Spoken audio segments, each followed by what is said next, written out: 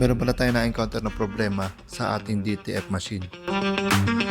Makikita nyo sa video na medyo mahina ang drop ng powder niya, which is abnormal.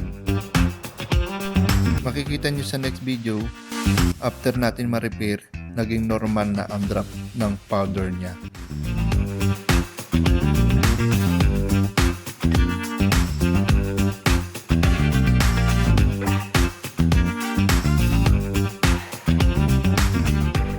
Ngayon, i-check natin kung ano ba talaga nangyari sa machine, kung bakit naging abnormal ang drop ng powder niya.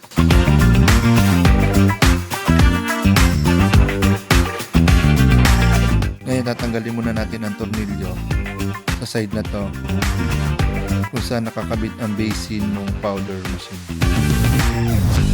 Then, tanggalin natin din yung nasa loob na tornilyo. Bali, ginagamit na siya ng 5mm na Allen wrench. Same procedure sa kabilang side. Bali, hindi ko na napakita sa video kung paano talaga tinanggal yung tornilyo sa kabilang side. Same din naman siya, left side at saka sa right side. Bali, nabuksan na natin din ang basin. Bali, hindi ko na rin napakita sa inyo sa video yung pinaka-actual talaga na dumi nung pinaka-ano natin basin. Bali, nasa video na yan talaga yung dumi niya na natanggalan natin. Bali, pinuskus na natin siya ng scraper. Yung mga dumi na yan, galing sa powder, which is naharangan yung butas-butas kung saan talaga nagdadrap yung ating powder. Ganyan ko lang siya nilinis, piniput ko lang siya ng cut screw hanggang sa malinis na siya.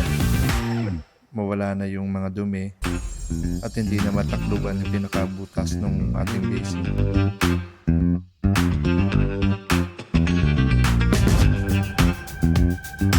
Then, punasan natin na malinis sa masahan bago natin ibalik ulit. Natin malinis, balik na natin ang mga tornilyo ulit sa dati.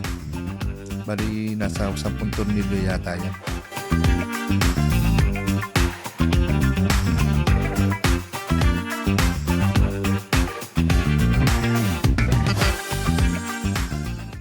After natin maibalik, ma-install, try natin lagyan ng powder, then try natin kung naging okay na ba siya.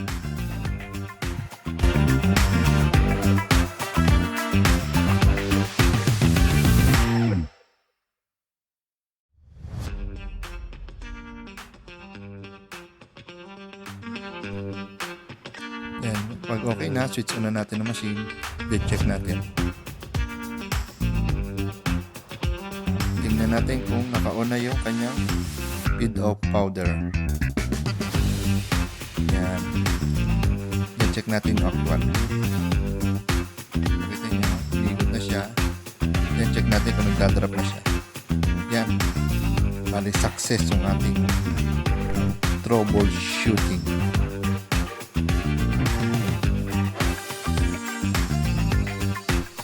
Bali, yan talaga ang normal na dropping ng DTF powder.